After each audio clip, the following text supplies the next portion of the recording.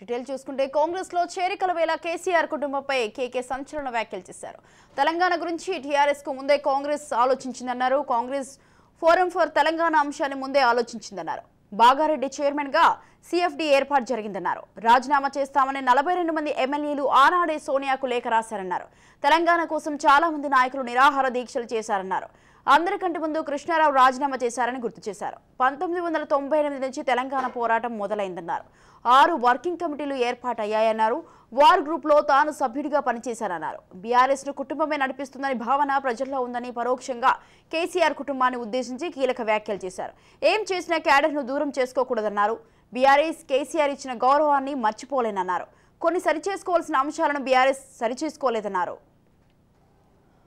కాంగ్రెస్ లో చేరిక వేళ కేసీఆర్ కుటుంబంపై కేకే సంచలన వ్యాఖ్యలు చేశారు. తెలంగాణ గురించి టీఆర్ఎస్ కు ముందే కాంగ్రెస్ ఆలోచించిందన్నారు. కాంగ్రెస్ ఫోరం ఫర్ తెలంగాణ అంశాన్ని ముందే ఆలోచించిందన్నారు.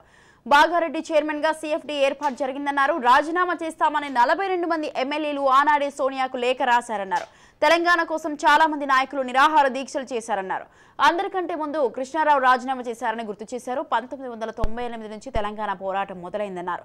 6 వర్కింగ్ కమిటీలు ఏర్పాటయ్యాయన్నారు. వార్ గ్రూప్ లో తాను సభ్యుడిగా పనిచేశారన్నారు. బీఆర్ఎస్ ను కుటుంబమే నడిపిస్తుందని భావన ప్రజల్లో ఉందని పరోక్షంగా కేసీఆర్ కుటుంబాన్ని ఉద్దేశించి కీలక వ్యాఖ్యలు చేశారు. ఏం చేసినా క్యాడర్ ను దూరం చేసుకోకూడదన్నారు. బీఆర్ఎస్ కేసీఆర్ ఇచ్చిన గౌరవాన్ని మర్చిపోలేనన్నారు. కొన్ని సరిచేసుకోవాల్సిన అంశాలను బీఆర్ఎస్ సరిచేసుకోలేకపోతుందన్నారు.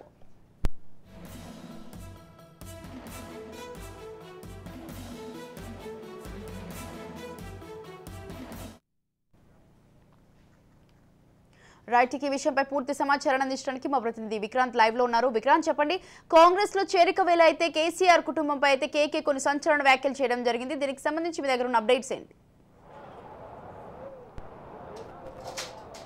Thank you Swathi. మొత్తానికి ఇటు పార్లమెంట్ ఎలక్షన్స్ సమీపిస్తున్న నేపథ్యంలో కూడా కాంగ్రెస్ పార్టీ తలుపులు తెరిచాయని చెప్పుకోవచ్చు. ఇప్పటికే బీఆర్ఎస్ పార్టీ నుంచి అనేక మంది ఇప్పటికే మాజీ ఎంపీలు కావచ్చు, మాజీ ఎమ్మెల్యేలు కావచ్చు, అదేవిధంగా మాజీ మేయర్ కావచ్చు, మాజీ డిప్యూటీ మేయర్ కావచ్చు, ప్రస్తుతం ఉన్నటువంటి డిప్యూటీ మేయర్ కావచ్చు, ఆ రోజుకు పెద్ద ఎత్తున కూడా కాంగ్రెస్ పార్టీ అయినటువంటి గాంధీ భవన్లో కూడా రోజు నిత్యం కూడా చేరికలు జరుగుతూనే ఉన్నాయి. మొత్తానికి ఈరోజు కూడా కేశవరావు కూడా ఈరోజు ఉదయమే ముఖ్యమంత్రి రేవంత్ రెడ్డి ఇంటికి వెళ్ళి కూడా కలిసిన సందర్భం కనిపిస్తూ ఉంది. నిన్న కూడా మాజీ ముఖ్యమంత్రి అయినటువంటి కేసీఆర్ ఫామ్ హౌస్కి వెళ్ళి కూడా స్వయంగా కేశవరావు కలిశారు. పార్టీని వీడుతున్న సమయంలో కూడా మర్యాదపూర్వకంగా భేటీ జరిగిందని కేశవరావు చెప్పుకొచ్చారు. ఏదేమైనా కానీ మొదటి నుంచి కూడా కాంగ్రెస్ పార్టీ ఉన్నాడు కేశవరావు జీవితం మొత్తం కాంగ్రెస్ పార్టీలో ఉంది. తన 85 ఏళ్ల కెరీర్లో కూడా మొత్తం 55 సంవత్సరాల సుదీర్ఘ చరిత్ర కూడా కాంగ్రెస్ పార్టీతోనే ఉంది.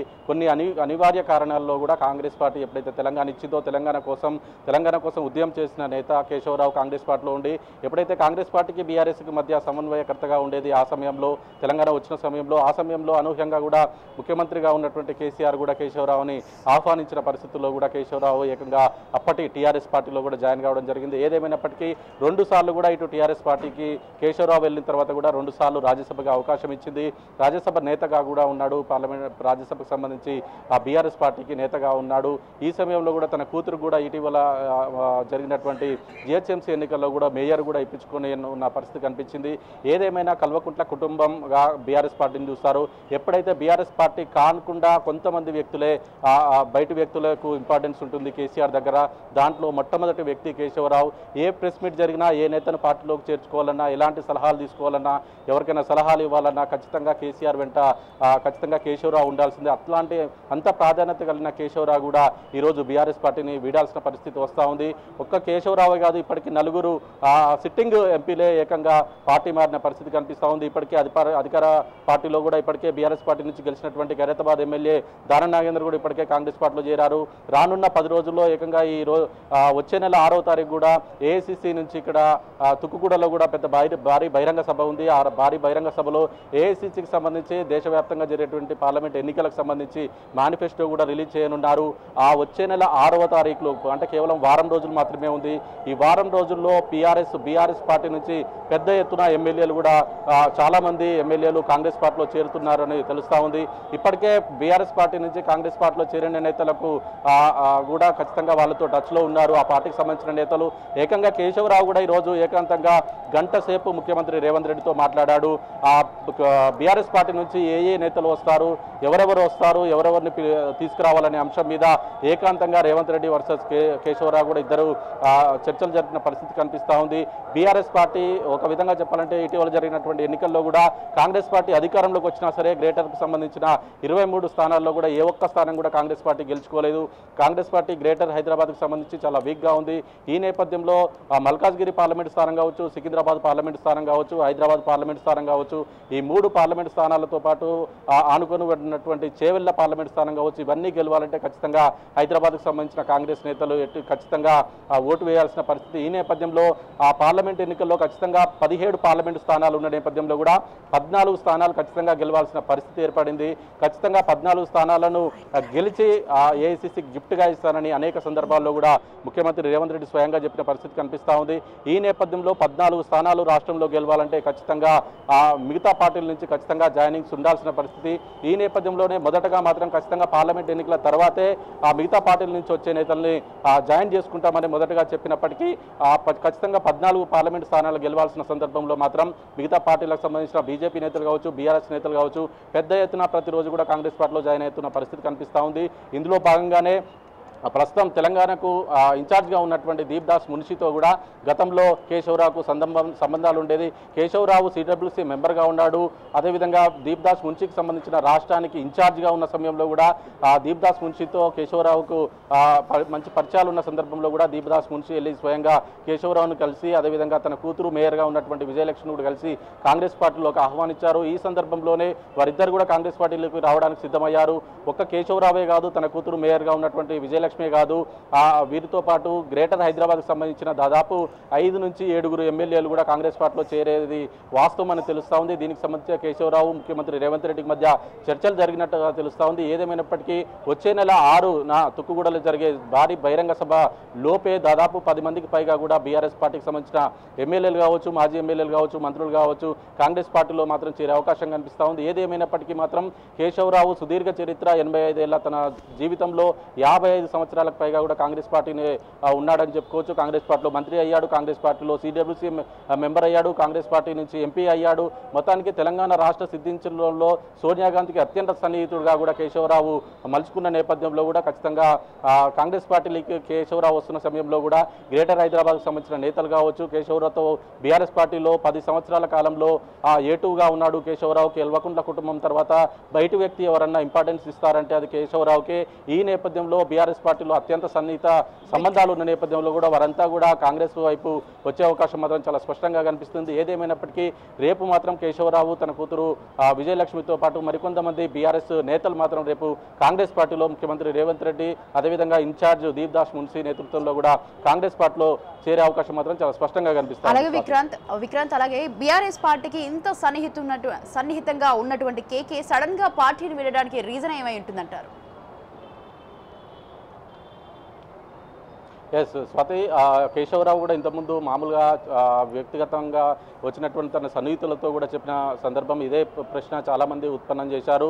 ఎందుకు బీఆర్ఎస్ పార్టీని వీడుతున్నావు? బీఆర్ఎస్ పార్టీ 10 సంవత్సరాల్లో కూడా తనకు 2 సార్లు రాజ్యసభ స్థానం కేటాయించింది, అత్యంత ప్రాధాన్యతనిచ్చింది. కేశవరావుకు ఇటు చాలామంది పోటీ పడ్డా కానీ తన కూతురికి ఎలాంటి రాజకీయ జీవితం లేని తన కూతురుకు మాత్రం ఏకంగా గ్రేటర్ హైదరాబాద్కు సంబంధించిన మేయర్ పదవిని కూడా కట్టబెట్టిన పరిస్థితి కనిపించింది. ఈ నేపథ్యంలో ఇట్లాంటి కష్ట పరిస్థితుల్లో అధికారం కోల్పోయిన పరిస్థితుల్లో కూడా కాంగ్రెస్ పార్టీకి ఎందుకు వెళ్లాల్సి వస్తుంది, బీఆర్ఎస్ పార్టీని ఎందుకు వీడాల్సి వస్తుంది అన్న సమయంలో కూడా తాను తన రక్తంలోనే డిఎన్ఏ ఉంది, కాంగ్రెస్ పార్టీకి సంబంధించిన డిఎన్ఏ ఉంది, తాను 55 సంవత్సరాలు కాంగ్రెస్ పార్టీలో ఉన్నాను, ఖచ్చితంగా నేను నా తుది శ్వాస విడిచేటప్పుడు కూడా నేను కాంగ్రెస్ పార్టీలోనే చనిపోవాలనుకుంటున్నాను అనేసి కూడా తన సన్నిహితుల దగ్గర కూడా వివరించినట్టు తెలుస్తూ ఉంది. ఏదేమైనప్పటికీ 10 సంవత్సరాల కేసీఆర్ పాలన కూడా తను మెచ్చుకుంటా ఉన్నారు. 10 సంవత్సరాల్లో కూడా కేసీఆర్కి సంబంధించి కూడా తెలంగాణలో అభివృద్ధి చెందడానికి అన్ని రాష్ట్రాలతో పోలిస్తే తెలంగాణ రాష్ట్రమే అభివృద్ధి చెందిందని తన 10 సంవత్సరాల కాలం టీఆర్ఎస్ పార్టీలో ఉన్న సమయంలో కూడా ఆ టీఆర్ఎస్ పార్టీలో ఉన్న ఆ సమయంలో ఖచ్చితంగా తెలంగాణ రాష్ట్రం అభివృద్ధి చెందిందని ప్రస్తుతం అతను కాంగ్రెస్ పార్టీలో జాయిన్ అవుతున్న సందర్భం కావచ్చు, బీఆర్ఎస్ పార్టీని వీడుతున్న సందర్భం కావచ్చు, ఈ సమయంలో కూడా తెలంగాణకు సంబంధించి తెలంగాణ రాష్ట్రం అభివృద్ధి చెందిందని దీనికి కేసీఆరే ముఖ్యుడు అనేసి కూడా ప్రస్తుతం కూడా అతను చెప్తున్న పరిస్థితి మనం గమనించవచ్చు. ఏదేమైనప్పటికీ కేసీఆర్కి కేశవరావు కూడా చాలా సాన్నిహిత సంబంధం ఉంది. ఈ నేపథ్యంలోనే తన పార్టీ చాలామంది కూడా బీఆర్ఎస్ పార్టీని వీడుతున్న సమయంలో కూడా ఏ ఒక్కరు కూడా స్వయంగా కేసీఆర్ని కలిసి కూడా నేను పార్టీ వీడుతున్నా అని చెప్పలేని పరిస్థితి. కానీ కేశవరావు నిన్న స్వయంగా ఫామ్ హౌస్కి వెళ్ళి తను ఎందుకు పార్టీ వీడాలనుకుంటున్నాడు, కాంగ్రెస్ పార్టీకి ఎందుకు వెళ్ళాలనుకుంటున్నాడు, తన ఫ్యామిలీ కోసం తన కూతురు కోసం కాంగ్రెస్ పార్టీకి వెళ్తున్నట్లు కూడా కేసీఆర్కు చెప్పినట్టు తెలుస్తోంది. అదేవిధంగా సోనియా గాంధీ అంటే తనకిష్టమని కాంగ్రెస్ పార్టీ DNA తన రక్తంలో ఉందని, ఖచ్చితంగా నేను ఏ పార్టీకి వెళ్ళినా తన చావు మాత్రం ఖచ్చితంగా కాంగ్రెస్ పార్టీలోనే పోవాలని అనుకుంటున్నట్టు కూడా స్వయంగా మాజీ ముఖ్యమంత్రి కేసీఆర్ కూడా తెలియజేసినట్టు తెలుస్తుంది. ఏదేమైనప్పటికీ తన కూతురు చాలా వరకు కాంగ్రెస్ పార్టీకి వెళ్దామని ఫోర్స్ చేసినట్టుగా కూడా తన సన్నిహిత వర్గాలు మాత్రం చెప్తా ఉన్నాయి. ఏదేమైనప్పటికీ తిరిగి మళ్ళీ కాంగ్రెస్ పార్టీలో 55 సంవత్సరాల సుదీర్ఘ చరిత్ర ఉన్నటువంటి తన జీవిత చరిత్రకు సంబంధించి తిరిగి కూడా కాంగ్రెస్ పార్టీకి వచ్చేందుకు మాత్రం రెడీ అయ్యాడని చెప్పుకోవచ్చు. ఏదేమైనప్పటికీ రేపు మాత్రం కాంగ్రెస్ పార్టీలో జాయిన్ కాబోతున్నాడు. స్వాతి, అలాగే విక్రాంత్, మరి 10 ఏళ్ల నుంచి గుర్తుకు రాని కాంగ్రెస్ పోరాటం మరి ఈ రోజే గుర్తుకొచ్చిందంటారా కేకేకి? ఎస్ స్వాతి, ప్రతి ఒక్కరు కూడా ఇలాంటి డౌటే వస్తూ ఉంది. 10 సంవత్సరాల పాటు అధికారంలో ఉన్నటువంటి బీఆర్ఎస్ పార్టీని వీడకుండా కూడా ప్రతిపక్షానికి పరిమితమైనటువంటి ఆ బీఆర్ఎస్ పార్టీని వీడడానికి కేవలం పదవి ఆకాంక్షతోటే తను బీఆర్ఎస్ పార్టీని వీడి కాంగ్రెస్ పార్టీలోకి వస్తున్నాడని మాత్రం చాలా సూటిగా చెప్తున్నారు. కానీ తను మాత్రం కేశవరావు మాత్రం ససేమిరా దాన్ని ఒప్పుకోవట్లేదు. ఒక విధంగా చెప్పాలంటే ప్రస్తుతం బీఆర్ఎస్ పార్టీ బలంగా ఉంది, కాంగ్రెస్ పార్టీ వీక్గా ఉంది. కాంగ్రెస్ పార్టీ బలోపేతం కోసమే నేను కాంగ్రెస్ పార్టీలో జాయిన్ అవుతున్నాను, బీఆర్ఎస్ పార్టీ బలవంతంగా ఉంది కాబట్టి నేను బలహీనంగా ఉన్నటువంటి కాంగ్రెస్ పార్టీలోకి వెళ్తున్నానని కూడా తను లాజిక్ మాట్లాడుతున్నాడు. ఏదేమైనప్పటికీ తను కాంగ్రెస్ పార్టీలోకి వెళ్ళాలని మాత్రం డిసైడ్ అయ్యాడు, కాంగ్రెస్ పార్టీకి రావాలని, బీఆర్ఎస్ పార్టీని వీడాలని మాత్రం డిసైడ్ అయ్యాడు. ఏదేమైనప్పటికీ కాంగ్రెస్ పార్టీలో చేరడానికి మాత్రం తను పదవే అడ్డు వస్తుంది. తను రాజ్యసభ పూర్తి అయితే ఖచ్చితంగా మళ్ళీ కాంగ్రెస్ పార్టీ రెన్యువల్ ఉంటుంది, లేకపోతే కాంగ్రెస్ పార్టీలో తన కూతురికి మళ్ళీ ప్రాధాన్యత ఇస్తుంది, లేదంటే తనకు ఖచ్చితంగా ప్రాధాన్యత ఇస్తుంది. ఏఐసీసీలో కూడా తనకు మంచి ప్రాధాన్యత ఉన్న నేపథ్యంలో కూడా సోనియా గాంధీతో కూడా సన్నిహిత సంబంధాలు ఉన్న నేపథ్యంలో కూడా ఖచ్చితంగా సాన్నిహిత్యం ఉన్న సందర్భంలో కూడా ఖచ్చితంగా కాంగ్రెస్ పార్టీలో తనకు భవిష్యత్తు ఉంటుంది, తన కూతురు కూడా భవిష్యత్తు ఉంటుందన్న ఏకైక లక్ష్యంతోనే కాంగ్రెస్ పార్టీలోకి వస్తున్నట్టు కూడా మనం గమనించాల్సి ఉంటుంది. ఏదేమైనప్పటికీ బీఆర్ఎస్ పార్టీ వీక్ ఉంది, కాంగ్రెస్ పార్టీ వీక్ ఉంది, బీఆర్ఎస్ పార్టీ బలంగా ఉంది. కాంగ్రెస్ పార్టీకి నా సేవలు అవసరం, ఖచ్చితంగా నేను వెళ్ళి బీఆర్ఎస్ పార్టీని కాకుండా కాంగ్రెస్ పార్టీని శక్తివంతంగా చేస్తాను, ఖచ్చితంగా పార్లమెంటు స్థానాల్లో అధికంగా గెలవడం కోసం, అదేవిధంగా కాంగ్రెస్ పార్టీ కేంద్రంలో అధికారంలోకి రావడానికి ఖచ్చితంగా నేను ప్రయత్నిస్తానని మాత్రం కేశవరావు చెప్తున్నాడు. ఏదేమైనప్పటికీ తన కుటుంబ స్వలాభం కోసమే తను కాంగ్రెస్ పార్టీలోకి వస్తున్నాడని మాత్రం బీఆర్ఎస్ నేతలు మాత్రం పెద్ద ఎత్తున ఆరోపణలు చేస్తున్న పరిస్థితి మాత్రం గమనిస్తూ ఉన్నాం. స్వాతి, అలాగే విక్రాంత్, ఇంకొక విషయం, కేటీఆర్ హరీష్ రావు కాసేపటి క్రితమే అయితే పార్టీలు మారేవారు పవర్ బ్రోకర్లు అన్నారు. దీన్ని ఎట్లా చూడొచ్చు అంటారు మరి? స్వాతి, వాస్తవానికి హరీష్ రావు ఈరోజు పవర్ బ్రోకర్ల లాంటి పదాలు మాట్లాడుతున్నాడు. వాస్తవానికి కేసీఆర్ గత 10 సంవత్సరాల నుంచి కూడా చేసింది అదే అని మనం గమనించవచ్చు. ఎందుకంటే కాంగ్రెస్ పార్టీని రాష్ట్రంలో చచ్చిపోయేలా చేసింది మాత్రం ఖచ్చితంగా కేసీఆర్. ఎప్పుడు కూడా గతంలో ఉన్నటువంటి ముఖ్యమంత్రి వైఎస్ రాజశేఖర రెడ్డి కావచ్చు, గతంలో ఉన్నటువంటి చంద్రబాబు నాయుడు కావచ్చు, అనేక ముఖ్యమంత్రులు ఉన్న సందర్భంలో కూడా ఏ ఒక్కరు కూడా ప్రతిపక్షాలకు సంబంధించిన ఎమ్మెల్యేలను పెద్ద ఎత్తున కొనుగోలు చేసిన సందర్భాలు మాత్రం లేవు. ఎందుకంటే ఏకంగా ఒక ఎల్పీనే, లెజిస్లేటివ్ పార్టీనే తన పార్టీలో కలుపుకున్న పరిస్థితి మాత్రం గతంలో ఎప్పుడూ లేదు. కేవలం దీనికి పునాది వేసింది మాత్రం ఖచ్చితంగా కేసీఆర్ అని చెప్పుకోవాలి. తను చేసిన పాపమే ఈరోజు తనకే చుట్టుకుంటుంది అనేది కాంగ్రెస్ నేతలు పెద్ద ఎత్తున ఆరోపిస్తున్నారు. వాస్తవానికి ఆరోపణలు కూడా నిజం అవుతున్నాయి. ఎందుకంటే గత 9.5 సంవత్సరాలు ఎప్పుడైతే పాలించాడో కాంగ్రెస్ పార్టీలో ఒక వ్యక్తి లేకుండా, ఖచ్చితంగా ఒక వ్యక్తి వల్ల కాంగ్రెస్ పార్టీకి లాభం అవుతుందంటే ఆ వ్యక్తిని ఖచ్చితంగా ఏదో ఒక పదవిచ్చో లేకపోతే ఏదో ఒక విధంగా లబ్ధి చేకూర్చే విధంగా మాత్రం అతన్ని ఖచ్చితంగా బీఆర్ఎస్ పార్టీలో చేర్చుకున్న పరిస్థితి ఉంది. ఒక విధంగా కాంగ్రెస్ పార్టీ తెలంగాణ రాష్ట్రంలో చచ్చిపోయింది అనుకుంటున్న సమయంలో కూడా కాంగ్రెస్ నేతలంతా ఒకటయ్యారు. రేవంత్ రెడ్డి కూడా పిసిసి కావడం, పక్క రాష్ట్రంలో ఉన్నటువంటి కర్ణాటక రాష్ట్రంలో కూడా కాంగ్రెస్ పార్టీ అధికారంలోకి రావడం, ఆ తర్వాత వెంటనే తెలంగాణ రాష్ట్రంలో కూడా కాంగ్రెస్ పార్టీకి కొంత ఊపు వచ్చిందని చెప్పుకోవచ్చు. ఈ నేపథ్యంలో తెలంగాణ రాష్ట్రంలో ఖచ్చితంగా కాంగ్రెస్ పార్టీ వచ్చింది. ఈ రోజు కాంగ్రెస్ పార్టీలో జాయిన్ అవుతున్న ప్రతి ఒక్కరు కూడా దాదాపు 90% మంది ఈరోజు కాంగ్రెస్ పార్టీని వీడి బీఆర్ఎస్ పార్టీకి వెళ్ళిన వారే. వాళ్ళే తిరిగి కాంగ్రెస్ పార్టీకి 90% మంది మళ్ళీ తిరిగి కాంగ్రెస్ పార్టీకి మాత్రం చేరుతా ఉన్నారు. గతంలో కూడా పిసిసి ప్రెసిడెంట్గా ప్రస్తుతం ముఖ్యమంత్రిగా ఉన్నటువంటి రేవంత్ రెడ్డి కూడా పార్టీ నుంచి ఎవరైతే వెళ్తున్నారో వారిని చేర్చుకోము, మళ్ళీ తిరిగి కాంగ్రెస్ పార్టీలో అన్నారు. కానీ వాస్తవానికి కాంగ్రెస్ పార్టీ కూడా ఈరోజు ఆ మాట తప్పుతా ఉన్నది. మళ్ళీ తిరిగి వచ్చినటువంటి కాంగ్రెస్ నేతల్ని మళ్ళీ తిరిగి చేర్చుకుంటా ఉన్నది. ఈ నేపథ్యంలో మీరు అన్నట్టు హరీష్ రావు కావచ్చు, బ్రోకర్లతో కూడా పోల్చిన సందర్భం కనిపించింది.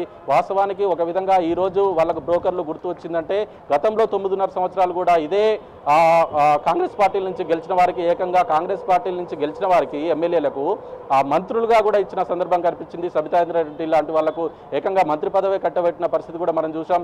ఏదేమైనప్పటికీ ఇట్లాంటి పార్టీ జాయినింగ్స్ మాత్రం మొదటగా ప్రోత్సహించింది మాత్రం బీఆర్ఎస్ పార్టీ. దాన్నే ముఖ్యమంత్రిగా ప్రస్తుతం ఉన్నటువంటి రేవంత్ రెడ్డి, పిసిసిగా ఉన్నటువంటి రేవంత్ రెడ్డి దాన్ని తిరిగి కూడా వాళ్ళు ఏదైతే కాంగ్రెస్ పార్టీని చచ్చిపోయేలా దెబ్బ కొట్టారో అదే తిరిగి దెబ్బ కొట్టాడని మాత్రం, దెబ్బ కొట్టే ఆలోచనలో ఉన్నట్టు మాత్రం మనం చూసుకోవచ్చు. స్వాతి.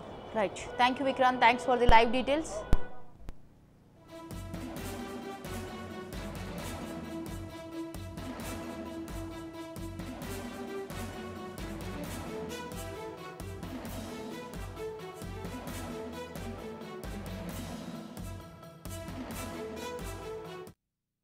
రీడిస్కవర్ చేయాలనేది ఒక స్లోగన్ ఎవరు KCR చేసేయండు.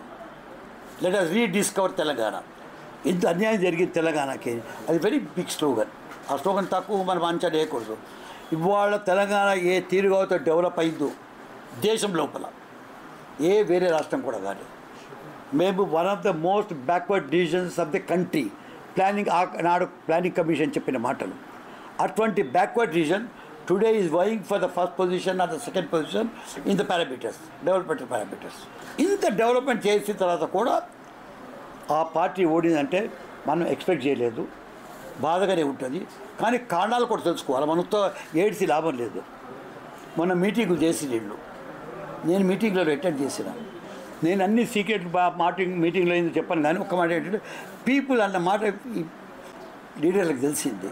The background of my joining మీకు ఇప్పుడు చెప్పినట్టు నాకు 85 ఏళ్ళు ఉన్నప్పటికీ 65 ఏళ్ళ మీద నేను పబ్లిక్ లైఫ్లో ఉన్నాను. ఉన్నత 55 ఏళ్ళు పార్టీ ఉన్నా. నాకు కాంగ్రెస్ ఇచ్చినంత ఎవరు ఏళ్ళు, కానీ బీఆర్ఎస్ ఇచ్చినంత రెస్పెక్టు, కేసీఆర్ గారు ఇచ్చినంత నాకు ఇచ్చిన రెస్పెక్టు, ఆయన రికార్డు, నా మాటకి ఇంపార్టెన్సు వేరే వాళ్ళు ఎవరు ఇవ్వలేదు. 13 ఏళ్ళ తర్వాత ఆఫ్టర్ మై తీర్థయాత్ర of 13 years, don't you think I go back home? ఇంటికి పోవాలా లేదా? అట్లా నేను సావడానికి దగ్గరికి వస్తున్నాను కదా. 85 ఏళ్ళు అంటే ఎన్ని ఏళ్ళు పెరుగుతాను? ఏడాది పెడతాను, 2 ఏళ్ళు, 3 ఏళ్ళు పెడుతాము. నేను ఏది మీకు మాట్లాడినా నేను చాలా సిన్సియర్గా మాట్లాడుతున్నా. నాకేం రేపు నేను కేసీఆర్కి వచ్చి మాట్లాడే అవసరం లేకుండా, కానీ ఒక మర్యాద, ఒక పాలిటిక్స్ ఉంది. కాబట్టి టైం వచ్చింది. ఐ షుడ్ హోమ్ కమింగ్ చేయాలా, ఇంటికి వాపస్ పోవాలా అని వచ్చింది. घर वापसी अंटाరు. So I have decided to go back, ghar wapsi చేయాలని మాత్రం నిర్ణయం చేసుకున్నాను.